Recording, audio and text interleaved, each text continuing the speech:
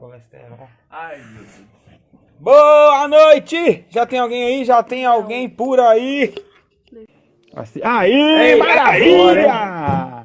Aí, ele aí, ó. O diabo tá furioso, Paulão, mas ele foi derrotado, deu certo. Não, não durou muito, não, né? Não.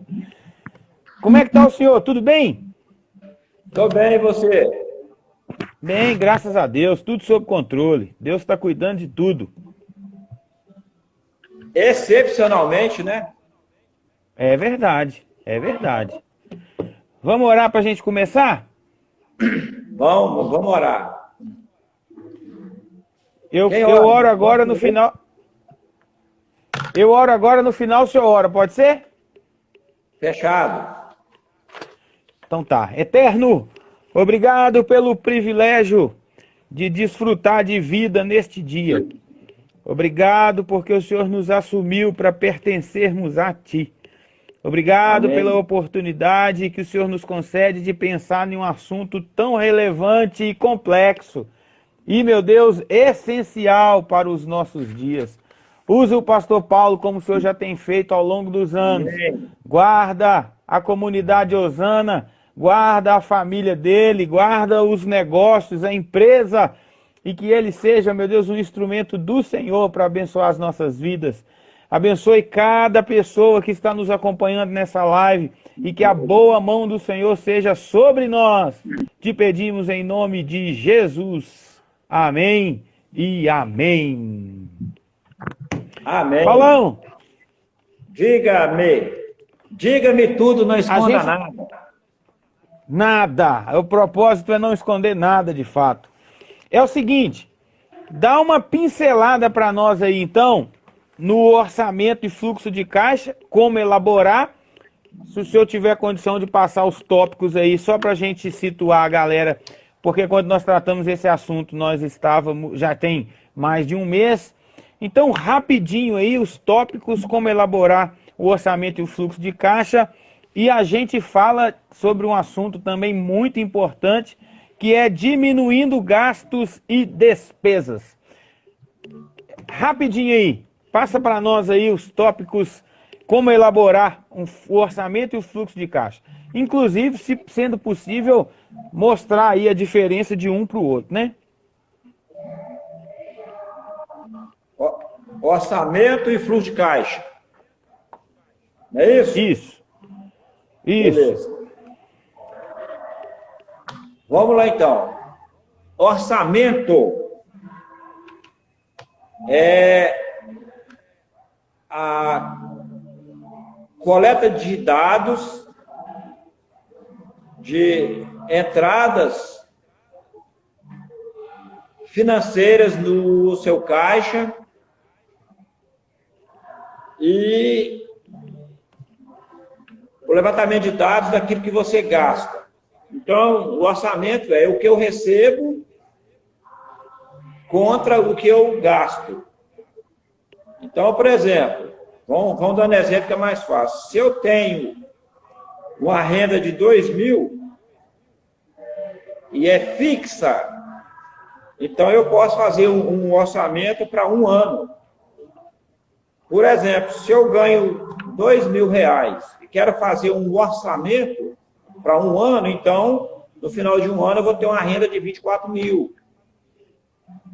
Então, essa renda não interessa a fonte. Pode ser de salário, pode ser de prolabore, pode ser de sustento pastoral, pode ser mesada, pode ser uma renda de aplicação que você tem que está te gerando rentabilidade. Esse conjunto de entradas é que eu coloco na minha previsão orçamentária. Eu posso fazer o orçamento para quanto tempo? Aí depende de sua meta.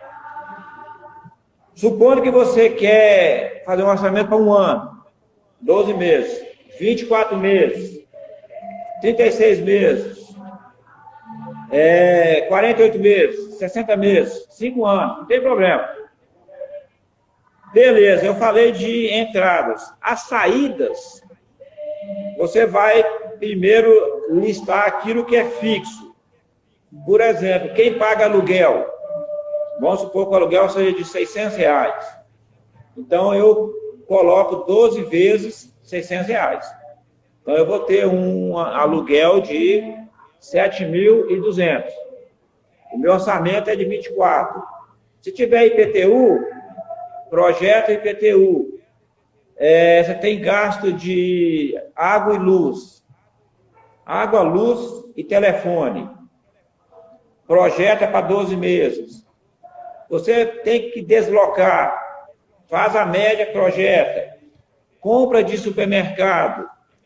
Né? Eu ensinei que você pode pegar os 3 últimos meses, né? Vamos supor que nos últimos meses você teve R$1.000. Nos 3 últimos meses você gastou R$900 de supermercado. Se eu dividir por 3, eu vou achar a média de gasto. Então, a minha média é 300. Eu projeto para 12 meses. Se a sua média for 500, 12 meses. 12 meses 500 é 6.000. Então, quando você projeta a receita de 24.000, vai diluindo dela o aluguel, a água, a luz, o telefone, a despesa de supermercado, a faculdade, o combustível, a prestação do carro, aí eu estou achando que o dinheiro já não deu, né? Então, acabou, ué. Aí, continua, porque vai chegar na altura que vai pedir dinheiro emprestado, né? Aí o Paulo Ribeiro tem, né? Então, vamos supor que você projetou uma renda anual de 24.000 e encontrou um gasto anual de 23.000 reais. Então, vai sobrar R$1.000. R$1.000, se você dividir por 12, vai dar R$83 de sobra. Então, o orçamento é o quê? É a projeção do que eu recebo, menos a projeção do que eu gasto, e aí eu vou encontrar a sobra. No meu caso aqui, sobrou R$1.000 em um ano e R$83 em cada mês. Aí é que entra o controle financeiro. O que eu faço com esses R$83 que sobrou? Poupança. Aí eu vou me disciplinando de maneira que ela cresça. Outra coisa, volta nos 24.000 lá e coloca o dízimo. Esqueci, é o primeiro, né? É o primeiro. Ué. Então, o orçamento, ele é dessa forma. Para mim fazer um bom orçamento, eu tenho que ter conhecimento, principalmente das minhas despesas. Se eu não tenho conhecimento de quanto eu gasto, eu não tenho como fazer o orçamento. Porque o objetivo do orçamento é exatamente fazer o controle dos meus gastos e disciplinar o meu gasto para que eu tenha sobra e essa sobra me projete com segurança para o futuro. Eu chamo de aposentadoria. Beleza? Fluxo de caixa, show. então? Fluxo de caixa. Beleza. Então, o orçamento está pronto. Fizemos o orçamento. O fluxo de caixa, ele trabalha efetivamente com valor, com dinheiro. O orçamento não. O orçamento ele pode ser até uma projeção.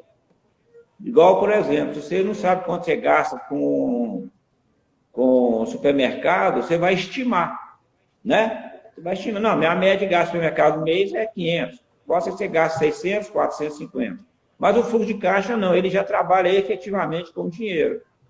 Por exemplo, se eu tenho um salário de 2.400, quanto que eu vou pagar esse mês? Vou pagar 2.300, então vai me sobrar 100. No mês que vem, quanto que eu vou pagar? Eu vou pagar 2.200, vai me sobrar 200. Não, no outro mês eu vou pagar 2.500, então vai me faltar 100. Então, o fluxo de caixa ele vai me controlando quanto eu preciso de dinheiro para pagar aquilo que eu devo. Então, ele trabalha efetivamente com dinheiro no bolso. Quando eu falo dinheiro no bolso, é salário, é no banco, né? Se o seu salário cai no banco, né? Ou está em casa mesmo, então o fluxo de caixa ele controla o seu desembolso de caixa. É aí que eu descubro se eu tenho dinheiro para pagar as contas ou não. Lembra que eu expliquei nas lives anteriores? Por exemplo, qual que é o mês de quem é pai e mãe, que é o seu caso aí, que as contas apertam? De repente você está indo tranquilo, sereno. Quando chega em janeiro e fevereiro e março, a sua curva de gasto sobe. O que entra em janeiro, fevereiro e março? Além do normal, vem IPTU, a prestação que já tinha, gasto com material escolar, IPVA do carro, né? Uma série de coisas que faz a sua linha subir. Então, no mês de janeiro e fevereiro e março, os R$ 2.400 de salário que você ganha não dá. Então, você tem que juntar quando? Antes. O que te faz juntar o dinheiro é o quê? É o fluxo de caixa? Não, é o orçamento. Então, a diferença entre um e outro é isso. O orçamento projeta a minha receita e a minha despesa. O fluxo de caixa projeta o que efetivamente eu vou gastar, em qual momento eu vou tirar o dinheiro do bolso para pagar. Por exemplo, né, eu gosto muito de dezembro. Oi? E IPVA, por exemplo. Eu pago PVA em janeiro, mas eu posso juntar o dinheiro de janeiro a dezembro do ano anterior. Parece aqui. Olha o pastor Anderson. Fala, meu amigo, pastor. Deus abençoe o senhor. Faltou esse celular lá para gravar. Então, hoje falhou. Fazer sem. O da Lúcia grava. Só um momento. Ele grava. Ela tem acesso. Tá falando que faltou o celular para gravar o culto, transmitir o culto. Então, basicamente, o orçamento e o fluxo de caixa é isso. Normalmente, se você conseguir montar um orçamento, você já está de parabéns. Porque o orçamento ele já mostra os seus números. Uma pergunta que eu faço quando eu estou dando curso, a primeira pergunta que eu faço é a seguinte: você conhece os seus números? Ninguém conhece. Eu tenho um teste de inteligência financeira que ele responde, acho que 30 perguntas. E no final, você tem nota de 0,1 a 100, de 101 a 200, de 201 a 300, 301 a 400. Então, você acha os seus pontos. Se você estiver entre 1 e 100, você não administra finanças de jeito nenhum. Você é ruim de finanças. Se você está entre 100 e 105, e 200 pontos, você tem 20% de controle de finanças. Se você passa de 200 pontos, já está com 50% de controle. Se você tem 300 pontos ou mais, você é um bom gestor do seu dinheiro. Esse teste é muito interessante. Se o pessoal quiser depois aí, eu mando. E a ideia do teste, por exemplo, se você está na média de 100, o curso te põe como meta passar de 200 pontos. Aí você começa a correr atrás de preservar o dinheiro. É muito... Eu quero fazer esse teste, Paulão. Manda esse teste para mim que eu preciso fazer ele para eu ver como é que eu tô. Eu vou enviar ele para vocês, né? Então, quando eu aprendo a fazer economia, aí o passo final é dar o destino para o dinheiro que eu consegui economizar. Aí pode fazer o Ricardo está pedindo. Oi? O Ricardo está pedindo o teste também, viu? O Ricardo. Eu quero, pastorzão. Então não deixe de mandar, não. A Camila está dizendo que ela não quer fazer o teste porque ela tem medo do resultado. Mas, poxa, né, Paulão? Eu penso que vale a pena pagar o preço aí, né? É só fazer e não ficar no anonimato. Aí. Não precisa ficar gritando para todo mundo que fez, não é verdade? Aqui, esses dias atrás aí, eu fazendo imposto de renda para uma pessoa, aí sempre eu falo que o bom gestor, se ele ficar desempregado, ele tem 3 meses de salário, né? Para se manter. Sim. O cara não, 6 é pouco, tem que ser 3, não, tem que ser 6. Falei, meu Deus do céu, mas eu vou juntar 6 meses de salário meu para poder enfrentar a crise. Mas se você avaliar bem, você vê a crise agora. Já estamos no 4º mês. Quem não tem dinheiro economizado, acabou o dinheiro já. Então vai passar. A pastora Fátima também quer o teste, viu, Paulão? Ó, a Claudinha também quer.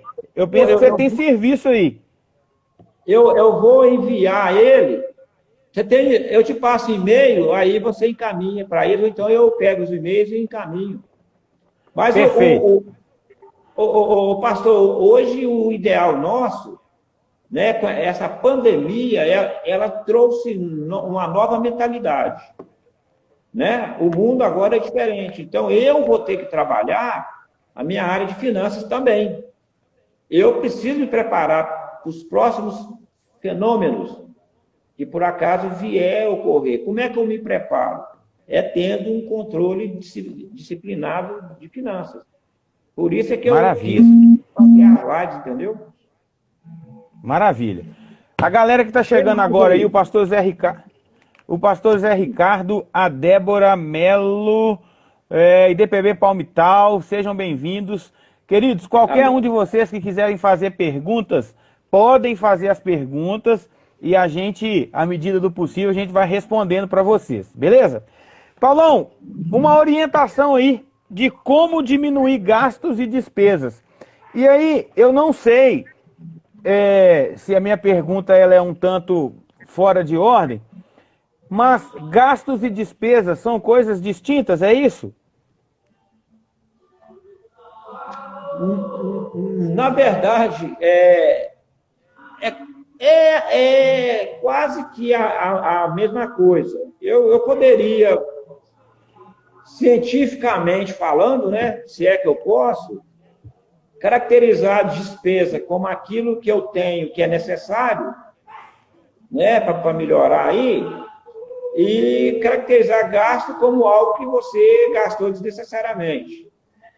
Então, quando fala que é para diminuir custos, reduzir despesas, reduzir gastos, os gastos eu posso cortar, mas a despesa eu não posso, né? Então, por exemplo, você tem uma despesa aí de telefone de R$100, eu posso trocar por uma despesa de R$30, R$40. Mas se eu tenho, por exemplo, um aluguel de 600, eu não consigo. Então, é uma despesa fixa para mim. É demais difícil de mexer. Mas eu posso administrar aquelas despesas minhas que às vezes, eu não tenho necessidade delas. Onde é que a gente encontra essas despesas? Normalmente, quem tem esse tipo de despesa é quem é gastador compulsivo.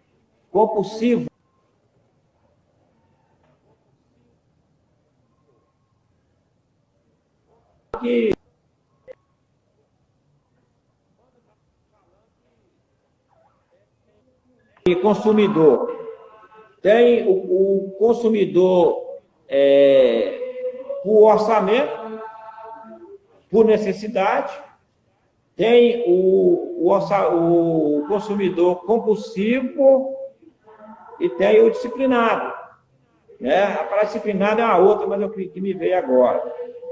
Então, a maioria de quem hoje está passando dificuldade em finanças é porque criou despesa, ou criou um gasto que ele não consegue mais reduzir. Por exemplo, o excesso de um cartão de crédito. Você vai comprando, depois você não aguenta pagar. Você gerou um gasto desnecessário para você. Esse gasto, você tem que diminuir ele. Entendeu? É onde você pode reduzir compras, roupa, por exemplo, né? Deixar de fechar os olhos e comprar, abrir os olhos e pesquisar. Ontem eu estava ensinando os 4 P's da economia. Você conhece? Não, eu vim aqui para conhecer, inclusive. Deixa eu ver se eu me lembro aqui. Pesquisar, poupar, pesquisar, pechinchar e pagar à vista. Poupar, pesquisar, pechinchar e pagar à vista. Dá para fazer economia obedecendo os 4 P's da economia? Então, se eu escrevo os 4 P's e começo a perseguir, então eu vou chegar em uma altura que eu vou conseguir ter disciplina. Um dia eu tinha que comprar um retrovisor de um carro que eu tinha. É bom dar até um exemplo. O retrovisor custava R$130. Era um Vectra do primeiro modelo que chegou no Brasil. Ele custava 130 naquela época. Eu botei R$100 no bolso, uma nota de 100 e fui embora caçar o retrovisor. Comprei por 95. Quando eu esfreguei o dinheiro assim, ó, eu tenho 100, mas eu pago 95. Quer dizer, o cara viu o dinheiro, ele não resistiu, ele me vendeu o retrovisor. Se eu fosse comprar com cartão de crédito, por exemplo, eu já perdi o poder de negociação, que eu vou pagar com o cartão. Hoje, quando o cara fala assim, você vai pagar à vista? Se for débito não aceita, à vista é dinheiro. Então, tem hora, se você quer fazer economia, reduzir gasto, você vai ter que parar de comprar um pouco, você vai ter que, talvez, baixar um pouco no preço de compra de roupa, calçado.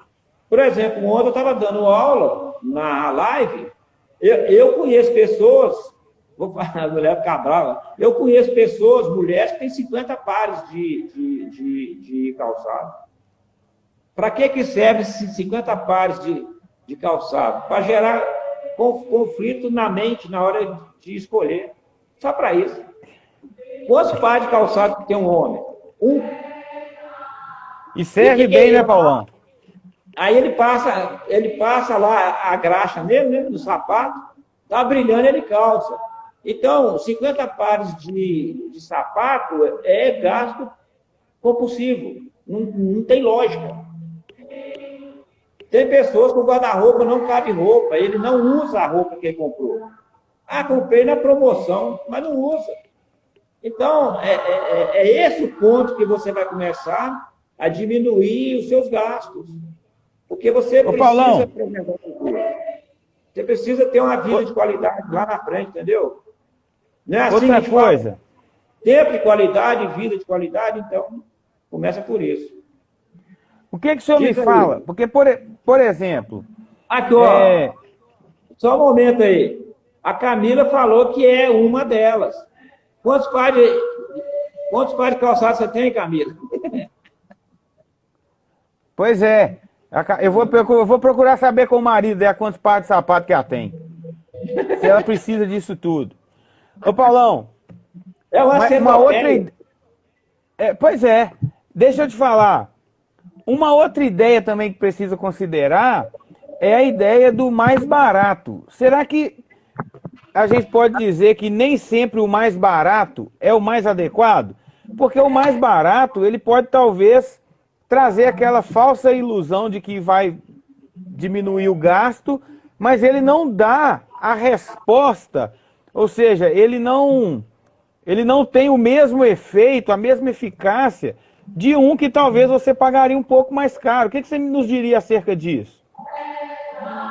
Mas, olha bem, deixa eu dar um exemplo que eu aprendi, de repente responde a sua pergunta.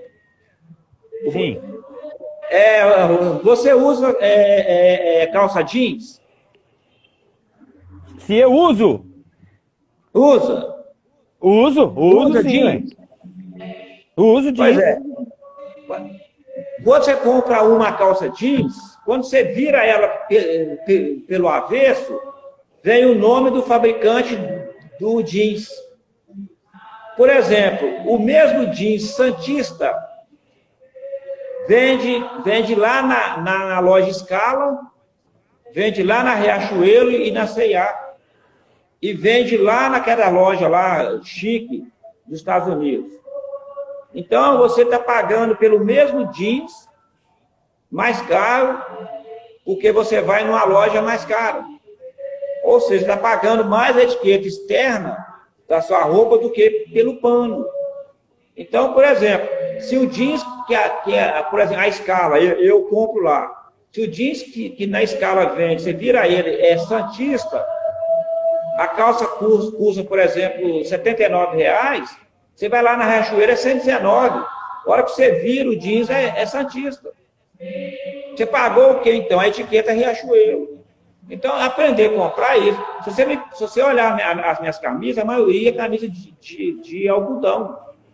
Porque o algodão é mais leve, são camisas que não dão, por exemplo, alergia. Então, eu procuro a referência de camisa com algodão. Sendo camisa de algodão, não faz diferença a marca. Eu estou comprando camisa de algodão, que é caro. É um tecido, o melhor tecido que tem é algodão. Então, se eu pagar R$ 50 numa camisa de algodão em uma loja e pagar R$ 119 em outra, eu estou pagando pelo mesmo tecido. Então, tem hora que você tem que aprender a comprar, não é verdade? E a gente não tem isso. Eu simplesmente entro numa loja chique, eu quero sair vestido, era daquela loja. Eu tinha isso também, mas hoje, graças a Deus, eu fui curado, em nome de Jesus. Amém, né? Jesus cura, rapaz. Jesus cura. É verdade. Não, então, porque o que bem é mais ou menos isso. E aí, esse crivo, nós estamos falando da pechincha.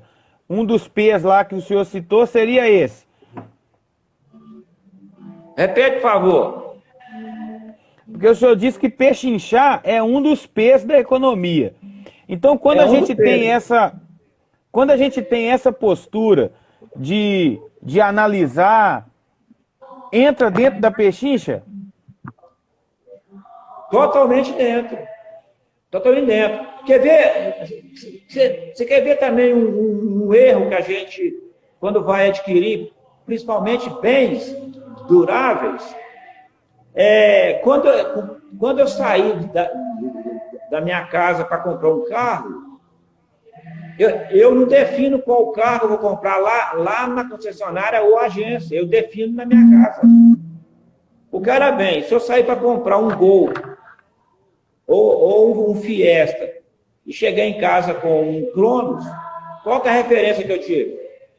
Se o carro está caro ou barato? Nenhuma. Então, primeiro, eu defino qual carro eu quero.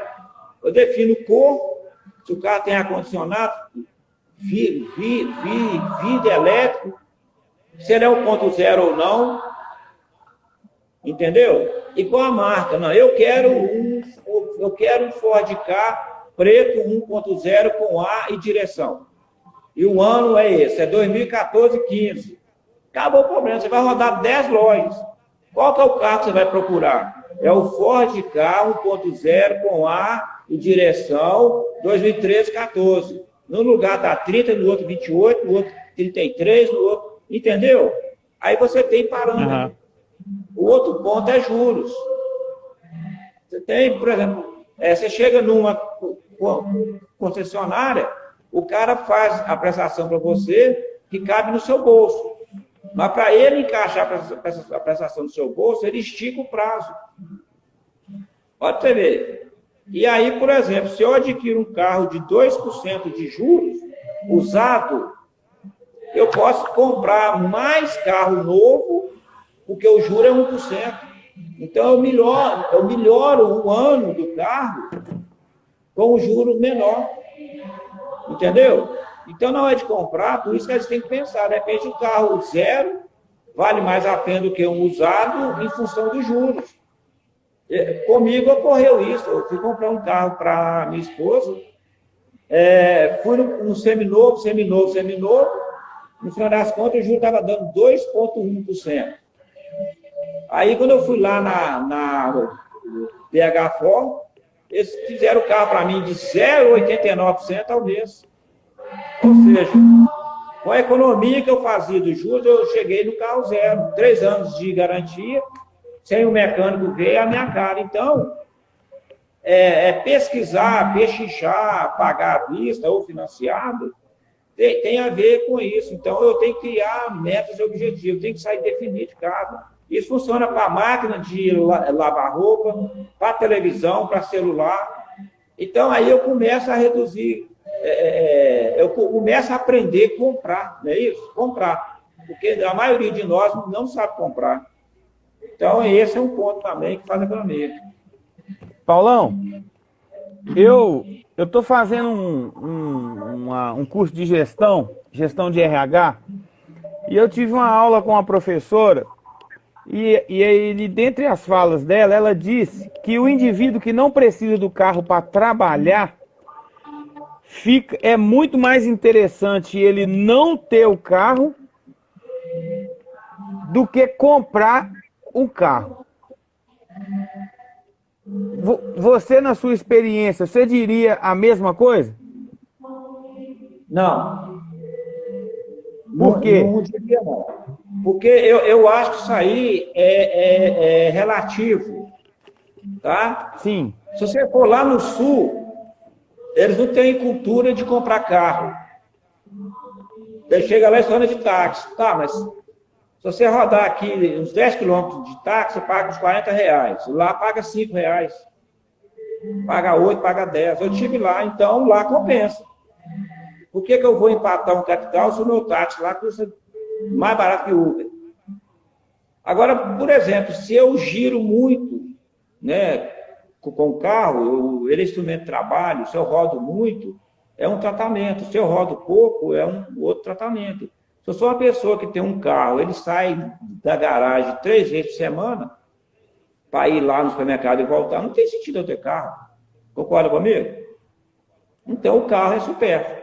Você pode pegar dinheiro e investir, você vai ter uma aposentadoria boa. Agora, você tem um carro, você desloca. Nós somos pastores. Imagina você toda hora tá lá, Uber. Vai no lugar, vai no outro. Não tem como. Então, é relativo. Pode ser compensador, pode não ser. Nesse ponto aí, entra a mesma história de apartamento, né? Compensa comprar financiado ou compensa pagar aluguel o resto da vida? O que você me diz?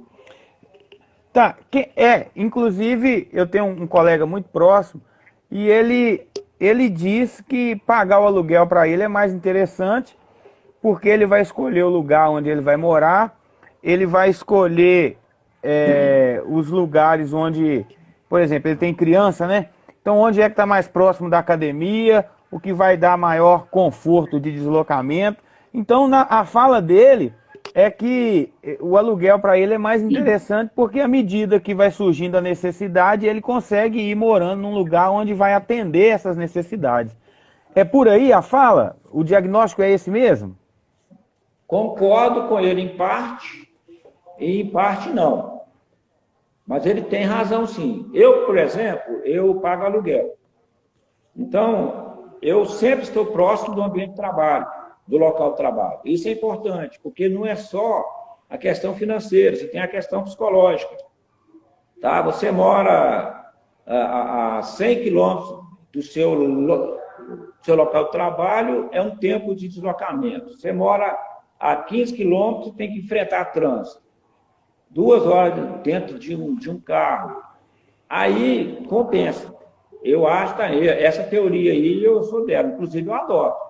Hoje, se eu quiser ir a pé de onde eu moro para o meu escritório, eu vou. Eu não vou porque eu sou preguiçoso, mas pode ser. São 4 quilômetros. Então, isso aí você está bem preguiçoso.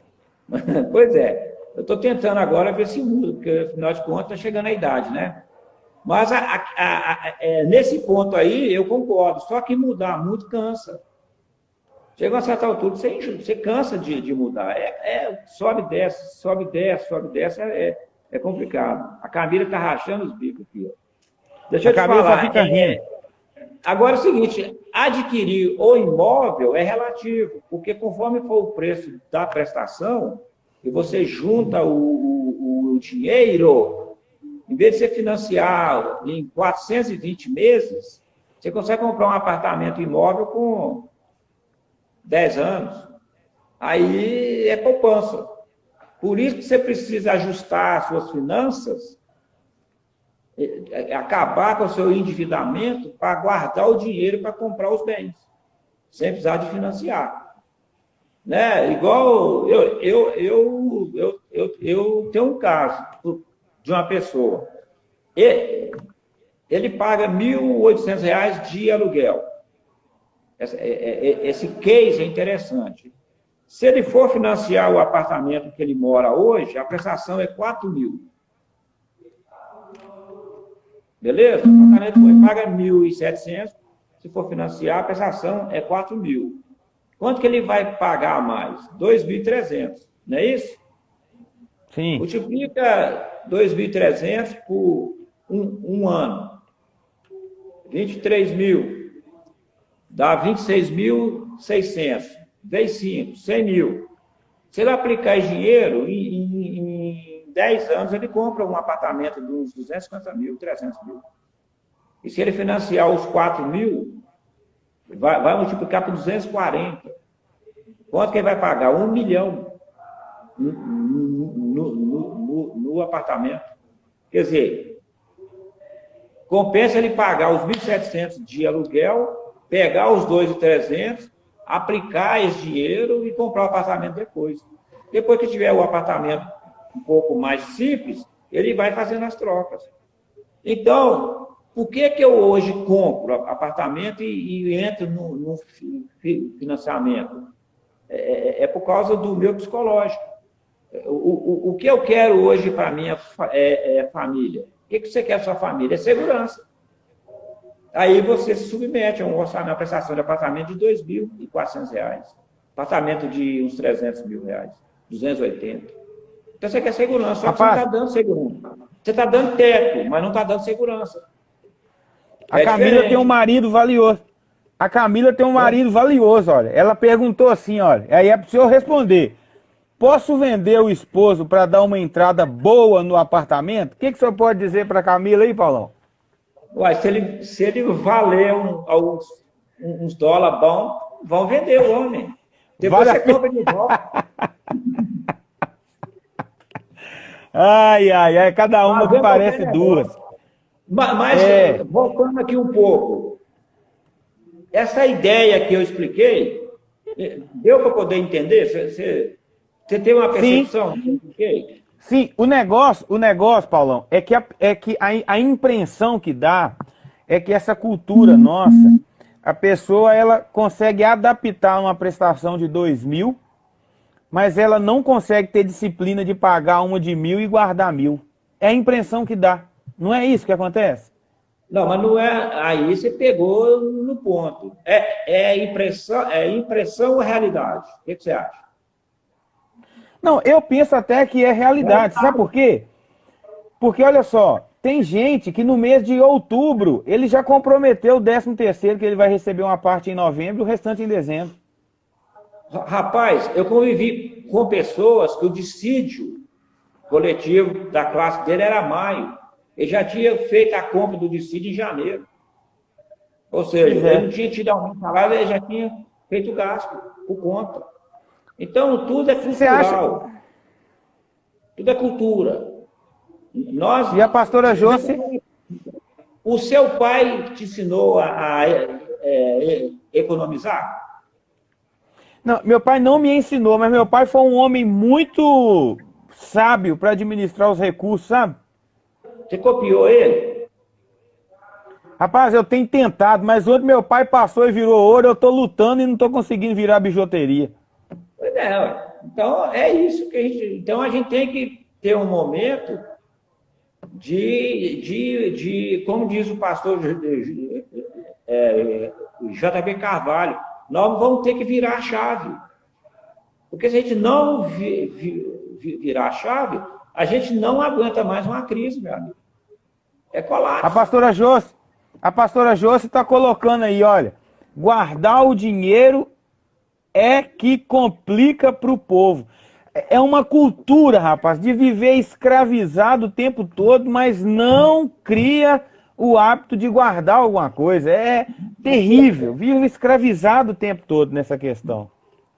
Por que eu não guardo dinheiro, é porque eu não faço metas. Porque se eu não tiver motivo para guardar dinheiro, eu não guardo. Então, o primeiro passo é criar metas.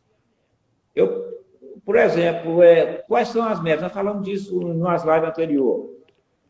Quais são as metas que eu tenho? A primeira delas, que eu imagino, é a aposentadoria. E quanto mais cedo a meta for aposentar, mais tarde você vai aposentar melhor. Quando é que eu começo a planejar a minha aposentadoria? Quando eu estou velho. Aí não dá mais tempo. Eu vou começar a pagar INSS com quantos anos? Com 50? Não, eu tenho que pagar com 15. Eu vou começar a guardar, fazer uma poupança para me aposentar com 55? Não. Eu vou começar com 1 ano de idade, 2, 3. Porque quanto mais cedo eu começar, menos dinheiro eu preciso guardar. Ontem eu fiz testes, não dá para passar aqui não. Eu fiz testes nas minhas planilhas, projetando um investimento mensal de 100, 200, 300 e 400 reais em 240 meses, 20 anos. Chegou um ponto lá, se o cara não tiver disciplina de guardar 500 reais por mês, vai chegar a certa altura do campeonato que vai ter 500 mil. Em 20 anos. 500 mil guardado, rendendo, você com 55 anos, 60, você aposentou, meu amigo. Entendeu? Você está pastora Josi, né? A pastora Josi está dizendo... Vou falar, os pastores são os que mais sofrem com isso, por causa de mentalidade. Né? Vive do chamado, mas quando ficar velho, cadê a aposentadoria? Não tem. E é muita gente, viu, pastor Bruno? É muito pastor que não vai aposentar. Isso é muito sério. Né? Infelizmente, eu tenho que estar falando no ar aqui, poder acordar um pouco, entendeu? Eu tenho pastor na minha família que não vai aposentar, cara. Mas não foi falta alertar, não. E aí? E se os filhos não ajudar a cuidar? Né? Acaba virando um peso, né, para as pessoas. A pastora Josi é um grande exemplo para nós aí, Paulão. Olha, a pastora Josi diz que ela já está pensando na aposentadoria dela. E ela é mais nova do que eu, né? Mais nova do que eu, então a gente vê aí uma pessoa... E aí a gente vê que a questão da maturidade, ela não está relacionada a pessoa ser velha ou não. É possível ser maduro, apesar de ter pouca idade, né, Paulão? Exatamente. Eu estou com um caso aí, é a minha pessoa que eu dei exemplo. Ele tem 39 anos. Olha a hora para mim. Se não me engano. Qual que é a meta dele? Até os 60 anos. Guardar 1.700.000. E ele vai ter de retorno 9 mil por mês. Ou seja, quanto que ele ganha hoje? 10 mil. O que ele está fazendo com a vida dele futura?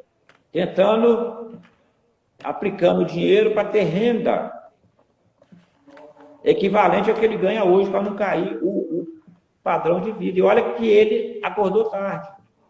Você sabe o que ele fez agora? Ele comprou ações de uma empresa de aviação.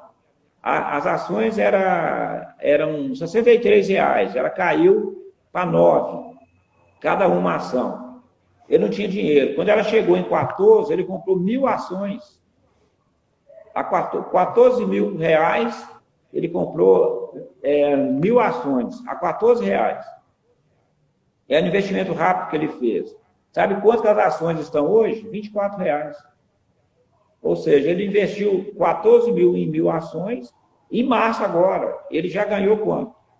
Qual que é a meta dele? Vender as ações quando ela chegar a 28 reais. Faz uma conta rápida. Eu comprei 1.000 ações a 14 reais, eu vou vender 1.000 ações a 28. Eu dobrei meu capital em quanto tempo? 100 dias. Se eu continuar tendo essa prática, estudar finanças, estudar aplicações, começar a fazer poupança de R$ 100, 200, 300, 400, depois, entendeu? Vai chegar em uma altura que eu vou poder comprar essas ações aí. Você vê, o cara vai conseguir R$ 14 mil em 90 dias. Tem uma Ele vai pergunta fazer aí da Camila. A Camila está Oi. perguntando, ações são investimentos perigosos? Eu penso que a gente tem que considerar a volatilidade, né, Paulão? Ações são investimentos perigosos. Você pode amanhecer rico ou pobre. Por que não dá para investir em ações sem ter conhecimento de mercado? Ou ter alguém? É justamente porque é difícil, entendeu? Mas hoje eu tenho que dividir o meu dinheiro em três partes.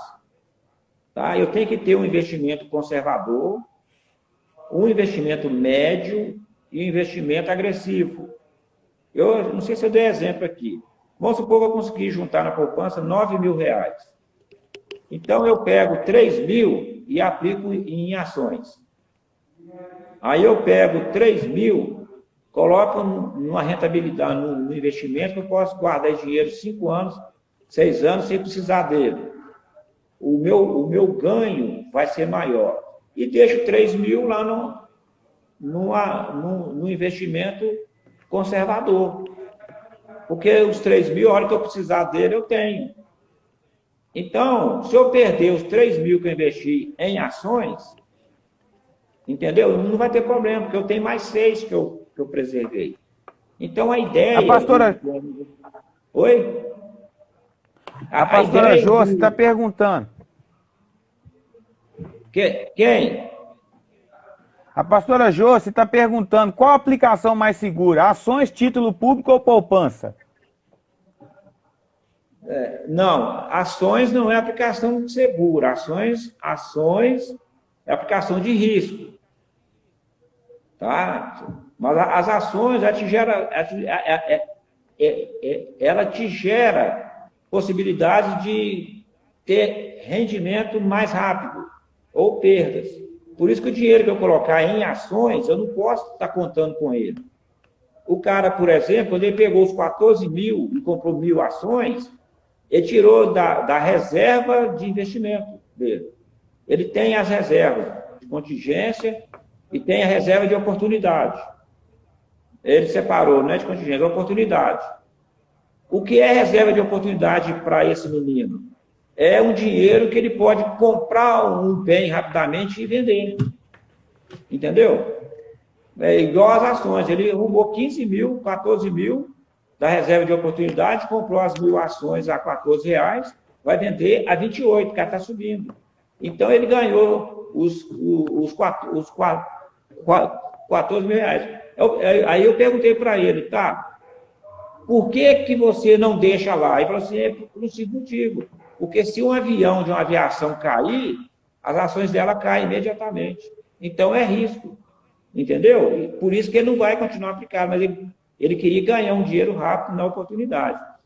Hoje, aqui, depois da poupança, a aplicação mais simples e segura que tem é o Tesouro Direto.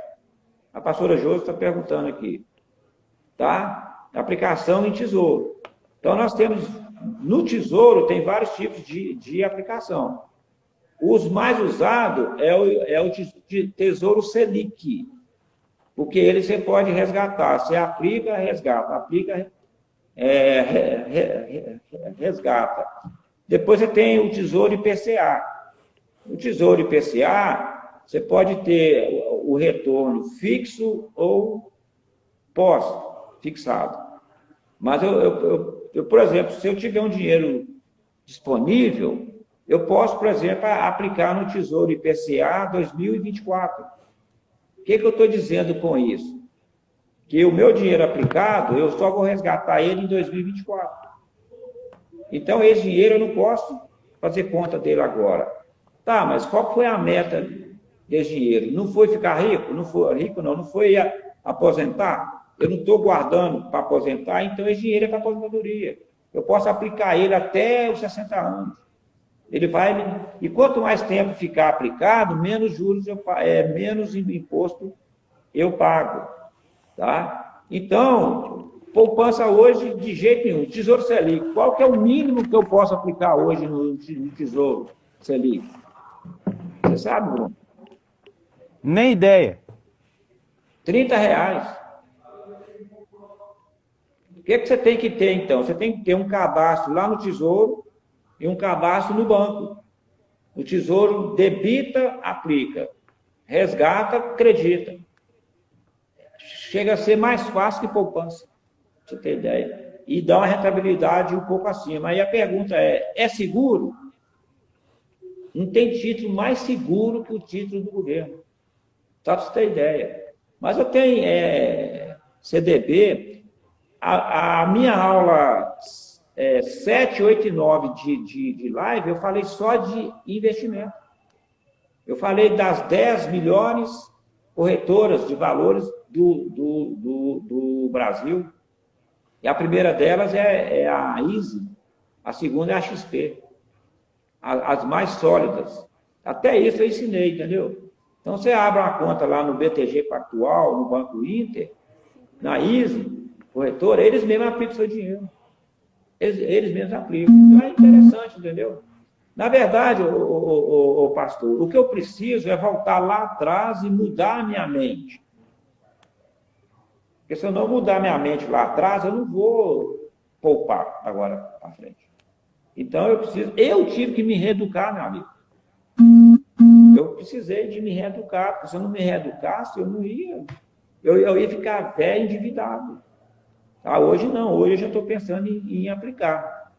E quem quiser entrar no clube de investimento que eu vou criar, é só comunicar eu. Nós estamos criando o clube dos investidores. Rapaz, na hora do trem, a bendita da internet minha travou aqui, ó. Na hora de investir. Paulão, e como que é? Você tá falando sério? Tá na hora. Mas você fala sério desse clube de investidores? É algo que você tá brincando? Não ouvi bem. Quando você fala que você está criando esse clube de investidores, você está falando sério ou é brincadeira? Está cortando. O clube de investidores é uma proposta real ou é uma brincadeira que você fez? O clube de investimento é proposta real. Ó, que legal. Vamos conversar mais sobre isso. Eu penso que... já tem uns 10 investidores. Olha aí, rapaz. Vamos conversar. Eu tenho interesse. A pastora Josi aí disse que quer, olha. Então vamos conversar sobre isso melhor. Pode fazer uma live só de investimentos, entendeu? Eu não sou muito expert, não, mas estou aprendendo. O que eu já aprendi, eu passo para vocês. Maravilha. Paulão, nós temos 3 minutos apenas. Eu quero te agradecer mais uma vez, de verdade. A gente é muito grato a Deus pela forma como o Senhor tem nos abençoado, nos servido, viu? E essa noite certamente foi uma noite de muito aprendizado para nós. Muito obrigado, tá bom? É para mim orar? Sim, eu quero agradecer os colegas que nos acompanharam, os pastores que nos prestigiam, a pastora Josi, a pastora Raquel, pastor Zé Ricardo, pastor Alexandre Castilho, mais algum outro pastor que esteve conosco, que está conosco, Deus abençoe. Agradecer em especial o pastor Leonardo e a pastora Fátima. O pastor Leonardo e a pastora Fátima são pastores dessa igreja, da IDPB Aeronautas, e eles nos deixam à vontade para fazer esse quadro, falando sério. Hoje nós falamos sério sobre saúde financeira. Então, pastor Leonardo e pastora Fátima, muitíssimo obrigado pela confiança. Os nossos cultos para o próximo final de semana, no domingo, às 9 da manhã, tanto na sede quanto na congregação, e às 19 horas na sede. O senhor quer falar dos seus cultos aí, amigo? Quero. Cultos, quinta às 20 horas, está acontecendo aqui ao lado agora. Domingo às 18h30. Eu queria fazer um convite também, pastor. Toda quarta-feira às 20 horas, na Osana comunidade está tendo live de finanças, geração de riqueza. Já estou na Maravilha. 11ª aula. Aqui Vamos nós lá, estamos galera. fazendo as aulas que eu estou dando lá, então acompanha lá. Eu já estou na Vamos fase de... Oi? Já tô Vamos na fase acompanhar de- lá, viu, gente? ensinar investimento. Maravilha. Você pode clicar lá que as aulas estão lá, gravadas lá no Facebook.